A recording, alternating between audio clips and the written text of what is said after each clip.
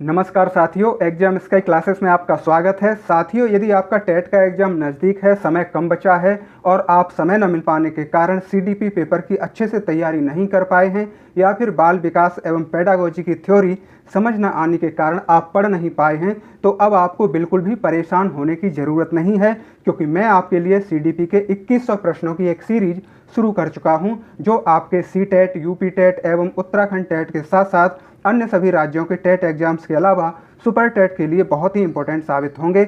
हमारा आज का यह वीडियो इन 2100 प्रश्नों की सीरीज का सेकंड पार्ट है। पहले पार्ट वाले वीडियो पर आप सभी भाई बहनों ने बहुत ही प्यार और सहयोग मुझे प्रदान किया, जिसके लिए मैं आप सभी भाई बहनों का दिल से आभार व्यक्त करता हूं। यहाँ प्रतिदिन लगातार आपको सीडीपी के पीवाईक्यू और एमसीक्यू के वीडियो लगातार मिलते रहेंगे। भाइयों बहनों, आप भी अपने आंसर कमेंट में लिखते चलें ताकि साथ में आपका रिवीजन भी होता रहे। हमारा पहला प्रश्न है, प्राथमिक स्तर पर एक शिक्षक में निम्न में से किसे सबसे महत्वपूर्ण विशेषता मानना चाहिए। यानी कि ऑप्शन 4 हैं, जिनमें से 4 तरह की विशेषताएं शिक्षकों की दी गई हैं, लेकिन यहाँ ये बताना है कि सबसे महत्वपूर्ण विशेषता जो प्राथमिक स्तर के शिक्षक में होनी चाहिए, यानी कि प्राइमरी लेवल के टीचर में होनी चाहिए, उसके बारे में बताना है। आप देख सकते हैं सी टेट 2011 में आया हुआ प्रश्न है और ये इंपॉर्टेंट है। ऑप्शन देख लेते हैं। ए, पढ़ाने की उत्सुकता। बी, धैर्य और दृढ़ता। सी, शिक्षक पद्धतियों और विषयों के ज्ञान में दक्षता। डी, अति मानक भाषा में पढ़ाने की दक्षता। तो ये जो शब्द आया है दक्षता, इसका मतलब होता है निपुणता, किसी चीज़ में एक्सपर्ट होना, ठीक है ना। तो इसका ऑप्शन जान लेते हैं। इसका सही आंसर होगा ऑप्शन बी, धैर्य और दृढ़ता। क्योंकि छोटे बच्चे बहुत जल्दी नहीं सीखते और वे स्वभाव से चंचल होते हैं, इसलिए प्राथमिक स्कूल के शिक्षक में धैर्य यानी कि सहनशीलता और दृढ़ता होना सबसे अधिक जरूरी है, ताकि वे बिना गुस्सा किए बच्चों को बार बार सिखा सकें। हमारा अगला प्रश्न है, बच्चों में बौद्धिक विकास की 4 विशिष्ट अवस्थाओं की पहचान किसके द्वारा की गई। यानी कि यहाँ पर कहा गया है कि बच्चों के बौद्धिक विकास की जो 4 अवस्थाएं होती हैं, विशेष अवस्थाएं होती हैं, उसकी पहचान किसने की है, किसने उसके बारे में बताया है, ठीक है ना। आप देख सकते हैं सी टेट और यूपी टेट 2011 में आया हुआ प्रश्न है। आइए देख लेते हैं इसके ऑप्शन। ऑप्शन ए है कोहलबर्ग द्वारा, बी एरिक्सन द्वारा, सी स्किनर द्वारा या फिर डी पियाजे द्वारा। तो इसका सही आंसर हो जाएगा ऑप्शन डी, पियाजे द्वारा। जीन पियाजे ने बच्चों के संज्ञानात्मक या बौद्धिक विकास को 4 अलग अलग चरणों में बांटा, जिसमें से पहला है संवेदी प्रेरक, दूसरा है पूर्व संक्रियात्मक और तीसरा है मूर्त संक्रियात्मक और चौथा है औपचारिक संक्रियात्मक। ये 4 अवस्थाएं बताई हैं। हमारा अगला प्रश्न है, विकास कभी न समाप्त होने वाली प्रक्रिया है, यह विचार किससे संबंधित है, यानी कि यह किस सिद्धांत से संबंधित है। देख सकते हैं आप सी टेट 2011 में आया हुआ है। ऑप्शन देख लेते हैं। ए, अंतः संबंध का सिद्धांत। बी, निरंतरता का सिद्धांत। सी, एकीकरण का सिद्धांत या फिर डी, अंतः क्रिया का सिद्धांत। तो इसमें इसका सही आंसर हो जाएगा ऑप्शन बी, निरंतरता का सिद्धांत। क्योंकि निरंतरता का सिद्धांत यह सिखाता है कि बच्चे का विकास माँ के गर्भ से शुरू होकर जीवन के अंत तक लगातार चलता रहता है, यह कभी रुकता नहीं है, बस इसकी गति कभी धीमी तो कभी तेज हो जाती है। हमारा अगला प्रश्न है, शिवानी द्वारा पूछे गए एक प्रश्न का उत्तर शिक्षक तत्काल नहीं दे सकता है, शिक्षक की प्रतिक्रिया क्या होनी चाहिए। यानी कि शिवानी एक छात्रा है, एक स्टूडेंट है, उसने कोई प्रश्न अपने शिक्षक से यानी कि टीचर से पूछा है, शिक्षक को उसका जवाब अभी नहीं पता है, तो ऐसे में उन्हें शिवानी से क्या कहना चाहिए, क्या रिएक्शन देना चाहिए। आप देख सकते हैं यू टेट 2011 में ये आया हुआ है। ऑप्शन ए, शिक्षक द्वारा शिवानी को चुप करा देना चाहिए। बी, शिक्षक द्वारा शिवानी का ध्यान बटा देना चाहिए। सी, शिक्षक को कहना चाहिए मैं नहीं जानता हूँ। डी, शिक्षक द्वारा इस प्रश्न का सही उत्तर बाद में समझकर देना चाहिए। तो इसका सही आंसर हो जाएगा ऑप्शन डी, शिक्षक द्वारा इस प्रश्न का सही उत्तर बाद में समझकर देना चाहिए। यदि शिक्षक को तुरंत किसी सवाल का जवाब नहीं पता तो उसे बच्चे को डांटकर या फिर घुमा फिराकर टालना नहीं चाहिए।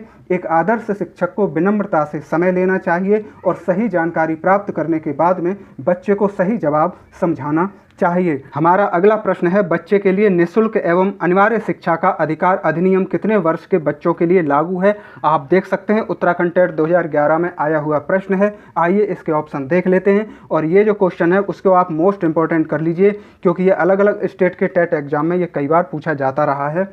देख लेते हैं इसके ऑप्शन। ए, 6 से 14 वर्ष, बी 7 से 13 वर्ष, या फिर सी 5 से 11 वर्ष, या फिर डी 6 से 12 वर्ष। तो इसका सही आंसर हो जाएगा ऑप्शन ए 6 से 14 वर्ष। यानी कि भारत में शिक्षा के अधिकार कानून RTE एक्ट 2009 के तहत 6 से 14 साल तक के हर बच्चे को मुफ्त और अनिवार्य रूप से अच्छी स्कूली शिक्षा पाने का कानूनी अधिकार दिया गया है। हमारा अगला प्रश्न है, वह अवस्था जब बच्चा तार्किक रूप से वस्तुओं व घटनाओं के विषय में चिंतन प्रारंभ कर देता है, यानी कि बच्चा सोचना शुरू कर देता है, ठीक है ना, चीज़ों को देख करके या जो घटनाएं उसके आसपास घटित हो रही हैं उनके बारे में, या जिन चीज़ों को वो देख रहा है अपने सामने। तो आप देख सकते हैं इंपॉर्टेंट क्वेश्चन है, इसको आप मोस्ट इंपॉर्टेंट में कर लीजिएगा। CTET और UPTET 2011 में आया हुआ है। इसके ऑप्शन देख लेते हैं। ए संवेदी प्रेरक अवस्था, बी औपचारिक संक्रियात्मक अवस्था, सी पूर्व संक्रियात्मक अवस्था, या फिर डी मूर्त संक्रियात्मक अवस्था। तो इसका सही आंसर हो जाएगा ऑप्शन डी मूर्त संक्रियात्मक अवस्था। जीन पियाजे के अनुसार 7 से 11 वर्ष की इस अवस्था में बच्चा उन चीज़ों के बारे में लॉजिकल सोचना शुरू कर देता है जिन्हें वह अपनी आंखों से देख सकता है या छू सकता है। तो यहाँ पर एक शब्द आया है मूर्त, और आपने ये पढ़ा भी होगा, सुना भी होगा कई बार, मूर्त और अमूर्त। तो इसका क्या मतलब होता है, आप इसको थोड़ा सा जान लीजिए, फिर आज के बाद आप इसे कभी नहीं भूलेंगे। मूर्त का मतलब ये होता है कि जिन चीज़ों को हम छू सकते हैं, देख सकते हैं, महसूस कर सकते हैं, वे सारी चीज़ें मूर्त कहलाती हैं, ठीक है ना। और अमूर्त किसे कहते हैं? अमूर्त वो सारी चीज़ें होती हैं जिन्हें हम देख नहीं सकते, केवल अपनी कल्पनाओं में सोच सकते हैं, विचार कर सकते हैं, ठीक है ना। छू नहीं सकते हम उनको, देख नहीं सकते हम उनको। आगे बढ़ते हैं, देखते हैं अपना अगला प्रश्न। हमारा अगला प्रश्न है, निम्नलिखित में से किस अवस्था में बच्चे अपने समवयस्क समूह यानी कि पीयर ग्रुप के सक्रिय सदस्य हो जाते हैं? तो ये कहा गया है, यहाँ पर बच्चों की 4 अवस्थाएं दी गई हैं। ऐसी अवस्था के बारे में बताना है जब वो अपने समवयस्क का मतलब क्या है? अपनी उम्र के बराबर के बच्चे, हम उम्र बच्चों के साथ में समूह में बना करके रहने लगते हैं।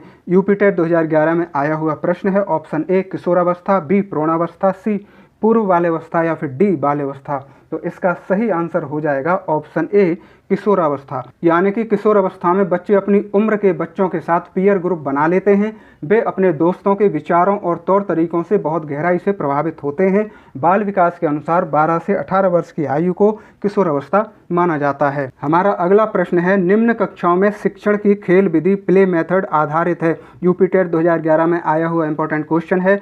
निम्न कक्षाओं से यहाँ मतलब है प्राइमरी लेवल की कक्षाएं, ठीक है ना। यहाँ निम्न का मतलब आप वो मत समझिए जैसे कहा जाता है निम्न में से सही उत्तर छांट कर दीजिए, जवाब दीजिए, तो ऐसा नहीं है। यहाँ पर निम्न का मतलब है यहाँ प्राइमरी लेवल की कक्षाएं, और उसमें क्या है? शिक्षण की खेल विधि, यानी कि खेल खेल में बच्चों को सिखाना है। तो ये यहाँ पर कहा गया है। तो देख लेते हैं इसके ऑप्शन ए शारीरिक शिक्षा कार्यक्रमों के सिद्धांत पर, बी शिक्षण की विधियों के सिद्धांत पर, सी विकास एवं वृद्धि के मनोवैज्ञानिक सिद्धांतों पर, डी शिक्षण के सामाजिक सिद्धांतों पर, ठीक है ना। तो यहाँ पर जो सही आंसर है वो हमारा हो जाएगा ऑप्शन सी विकास एवं वृद्धि के मनोवैज्ञानिक सिद्धांतों पर। छोटे बच्चों का स्वभाव खेलने का होता है। खेल विधि उनके शारीरिक, मानसिक और सामाजिक विकास में मदद करती है, इसलिए यह पूरी तरह से बच्चों की ग्रोथ यानी कि वृद्धि और विकास के साइकोलॉजिकल नियमों पर टिकी है। हमारा अगला प्रश्न है, बच्चों के संज्ञानात्मक विकास को सबसे अच्छे तरीके से कहाँ परिभाषित किया जा सकता है? UPTET 2011 में आया हुआ ये भी प्रश्न है, इंपॉर्टेंट है, देख लेते हैं। ऑप्शन ए खेल के मैदान में, बी विद्यालय एवं कक्षा में, सी गृह में यानी कि घर में, डी ऑडिटोरियम में। तो इसका सही आंसर हो जाएगा ऑप्शन बी विद्यालय एवं कक्षा में। स्कूल और क्लासरूम का माहौल बच्चों की दिमागी क्षमता, सोचने समझने और सीखने की शक्ति को सबसे बेहतर तरीके से परखने और निखारने की जगह है, क्योंकि वहाँ उसे व्यवस्थित रूप से शैक्षिक चुनौतियाँ मिलती हैं। ऐसे में बच्चा जल्दी सीखता है। हमारा अगला प्रश्न है, निम्न में से कौन पियाजे के अनुसार बौद्धिक विकास का निर्धारक तत्व नहीं है? यानी कि यहाँ पर यह कहा गया है कि पियाजे के अनुसार इसमें बौद्धिक विकास का कोई एक तत्व निर्धारित नहीं है, उनके द्वारा वो बताना है। राजस्थान टेट 2011 में आया हुआ है। ऑप्शन ए सामाजिक संचरण, ऑप्शन बी अनुभाव, सी संतुलीकरण, या फिर डी इनमें से कोई नहीं। तो इसका सही आंसर हो जाएगा ऑप्शन ए सामाजिक संचरण। जीन पियाजे ने बच्चों के दिमागी विकास में स्वयं के अनुभवों और संतुलन को सबसे ज़्यादा जरूरी माना है। उन्होंने सामाजिक संचरण यानी कि समाज द्वारा मिलने वाली जानकारी को इसका मुख्य आधार नहीं माना है, ठीक है, जबकि वाइगोत्स्की ने समाज को मुख्य आधार माना है कि बच्चे उससे ज़्यादा सीखते हैं समाज के द्वारा और जल्दी उनका बौद्धिक विकास होता है। हमारा अगला प्रश्न है, बच्चों की सोच अमूर्तता की अपेक्षा मूर्त अनुभवों एवं प्रत्ययों से होती है, यह अवस्था होती है।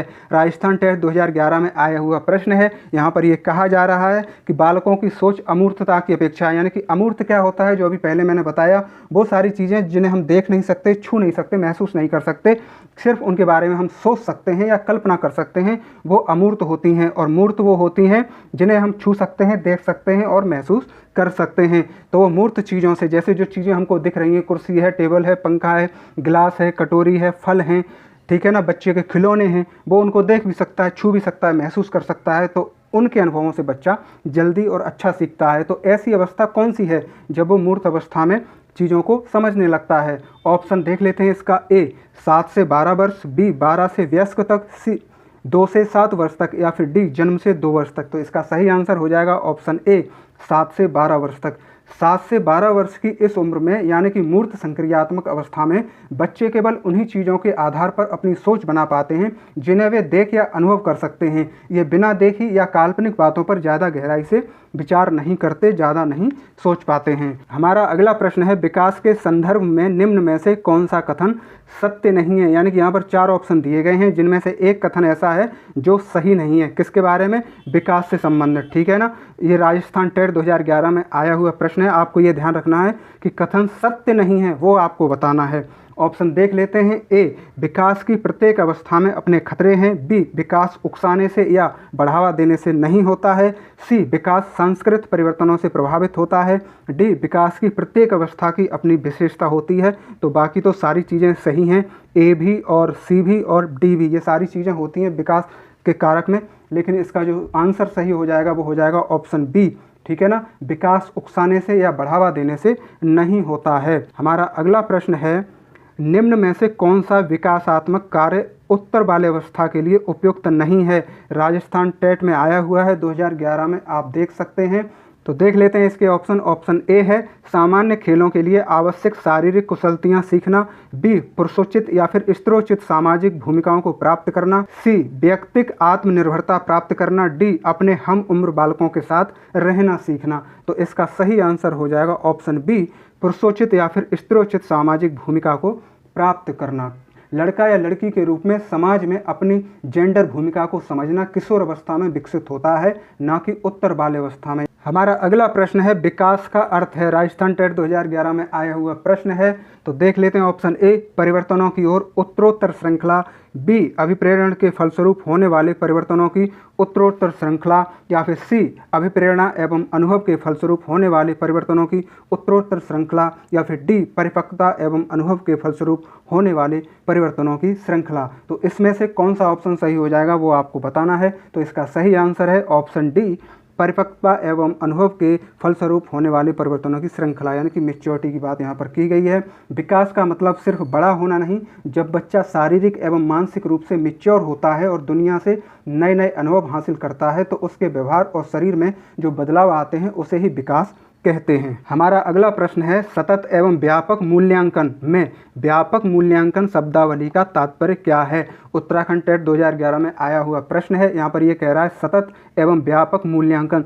तो व्यापक मूल्यांकन का आपको यहाँ अर्थ बताना है कि इसका मतलब यहाँ पर क्या है, ठीक है ना। तो ऑप्शन देख लेते हैं। ए सभी विषयों का मूल्यांकन, बी सह शैक्षिक क्षेत्रों का मूल्यांकन, सी शैक्षिक एवं सह शैक्षिक क्षेत्रों का मूल्यांकन, या फिर ऑप्शन डी शैक्षिक क्षेत्र का मूल्यांकन। तो इसका सही आंसर हो जाएगा ऑप्शन सी, शैक्षिक एवं सह शैक्षिक क्षेत्र का मूल्यांकन। यानी कि व्यापक मूल्यांकन का मतलब है कि शिक्षक को सिर्फ बच्चों की किताबी पढ़ाई को ही नहीं नापना है, बल्कि उसके खेलकूद, कला, व्यवहार और हॉबी का सह शिक्षा का भी आंकलन करना है। हमारा अगला प्रश्न है, निम्न में से कौन सा शिक्षार्थी में सृजनात्मक का पोषण करता है। यानी कि यहाँ 4 ऑप्शन दिए गए हैं, उनमें से ऐसी कौन सी बात है जो स्टूडेंट्स के अंदर क्रिएटिविटी बढ़ाती है।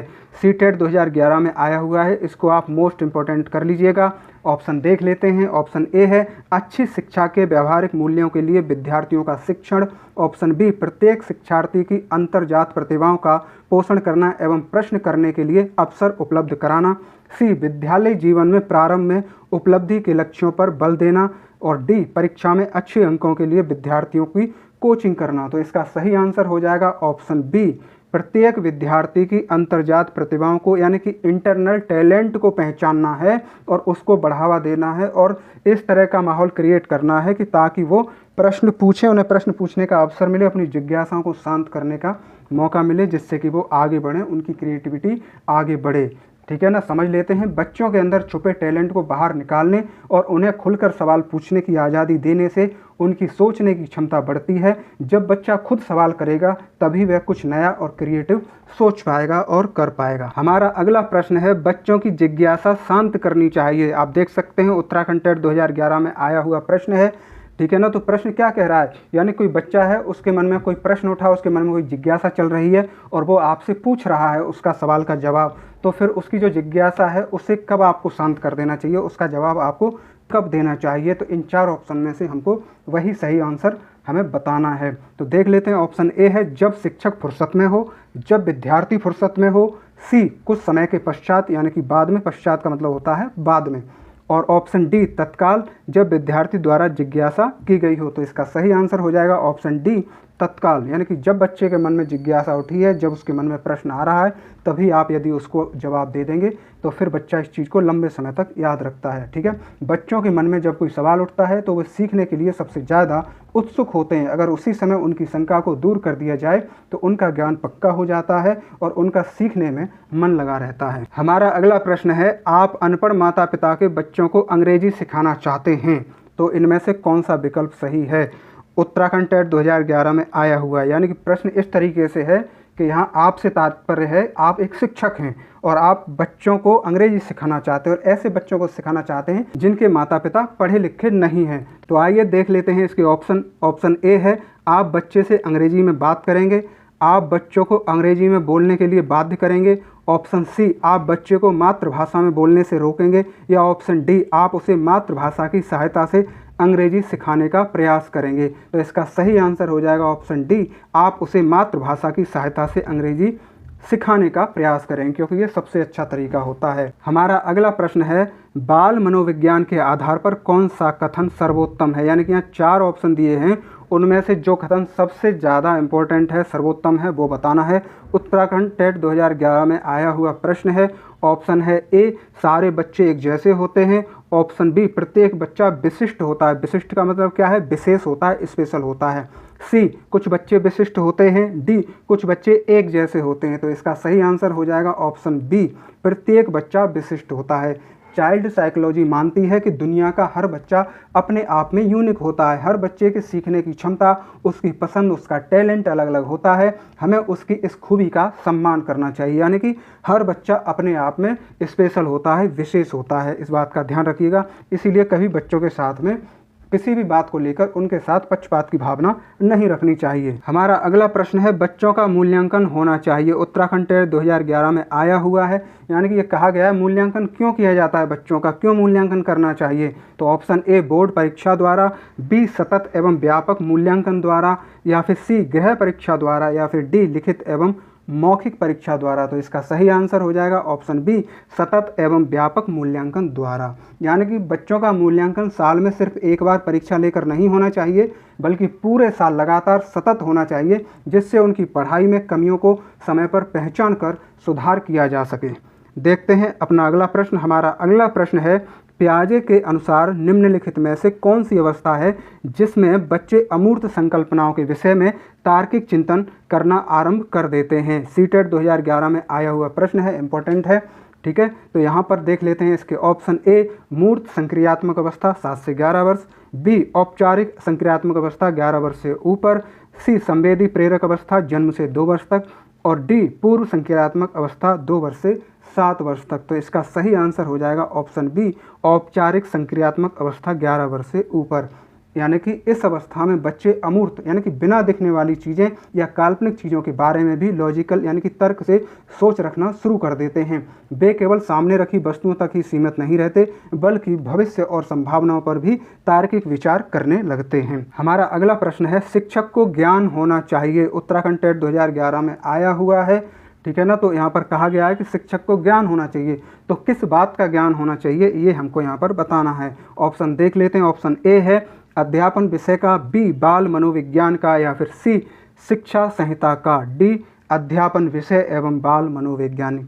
तो इसमें ऑप्शन डी इसका सही आंसर हो जाएगा, ठीक है ना। क्या? अध्यापन विषय एवं बाल मनोविज्ञान का, यानी कि जो सब्जेक्ट टीचर पढ़ाते हैं उसका तो उनको गहरा ज्ञान होना ही चाहिए, साथ ही साथ बाल मनोविज्ञान का भी उनको ज्ञान होना चाहिए। एक योग शिक्षक के लिए यह जरूरी है कि आपको अपने सब्जेक्ट की अच्छी नॉलेज के साथ साथ ही बच्चे के दिमाग और उसकी उम्र के अनुसार व्यवहार को समझने के लिए बाल मनोविज्ञान का भी अच्छा ज्ञान हो। हमारा अगला प्रश्न है, एक बच्चे की वृद्धि और विकास के अध्ययन की सर्वाधिक अच्छी विधि कौन सी है? यानी कि यहाँ पर कहा गया है कि एक बच्चे की वृद्धि और विकास, ठीक है ना। तो वृद्धि और विकास क्या है? उसका शारीरिक विकास भी हो और मानसिक विकास भी हो, और अध्ययन की सर्वश्रेष्ठ यानी सर्वाधिक अच्छी विधि, अध्ययन मतलब पढ़ने की, सीखने की। आप देख सकते हैं ये आया है पीटेट 2011 में। ऑप्शन देख लेते हैं। ए मनोविश्लेषण विधि, बी तुलनात्मक विधि, सी विकासीय विधि, या फिर डी सांख्यिकी विधि। तो इसका सही आंसर हो जाएगा ऑप्शन सी विकासीय विधि। विकासीय विधि के अंतर्गत बच्चों के अलग अलग उम्र के पड़ावों पर उसके शरीर और दिमाग में आ रहे बदलावों का बारीकी से अध्ययन किया जाता है। बच्चों की ग्रोथ की समझने के लिए इसे सबसे परफेक्ट माना गया है। हमारा अगला प्रश्न है, समाजीकरण वह प्रक्रिया है जिससे बच्चे और वयस्क सीखते हैं। ये भी देख सकते हैं आप, पीटेट 2011 में आया हुआ है। तो इसके ऑप्शन देख लेते हैं।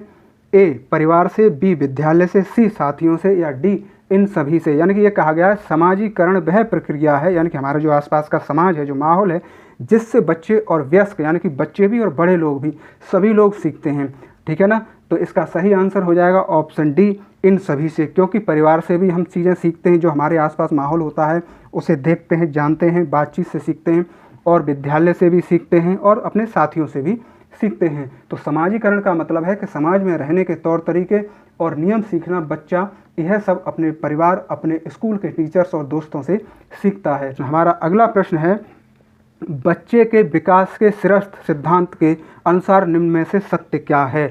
तो बच्चे के जो विकास होता है, जो डेवलपमेंट होता है, वो श्रेष्ठ यानी कि सिर की बात यहाँ पर की गई सिद्धांत के लिए कौन सा है? ये पीटेट 2011 में आया हुआ है। ऑप्शन देख लेते हैं। ए विकास सिर से पैर की ओर होता है, बी विकास पैर से सिर की ओर होता है, या फिर सी विकास मध्य भाग से परिधि की ओर होता है, या डी उपरोक्त में से कोई नहीं। तो इसका सही आंसर हो जाएगा ऑप्शन ए विकास सिर से पैर की ओर होता है।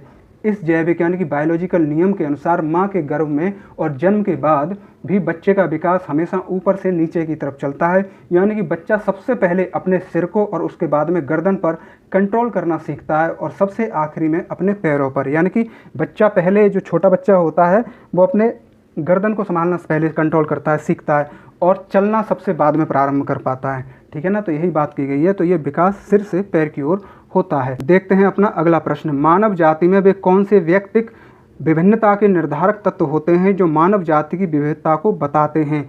पीटेट 2011 में आया हुआ है, यानी कि यहाँ पर मानव जाति की विविधता बताइए, भिन्नता बताइए, क्योंकि अंतर क्यों है मानवों के बीच में, हम मनुष्यों के बीच में वो अंतर क्यों आ जाता है, तो इसका हमें बताना है, ठीक है ना। तो ऑप्शन देख लेते हैं। ए पर्यावरण का अंतर, बी अनुवांशिकता का अंतर, या फिर सी अनुवांशिकता व पर्यावरण की अंतरक्रिया, या फिर डी उपरोक्त में से कोई नहीं।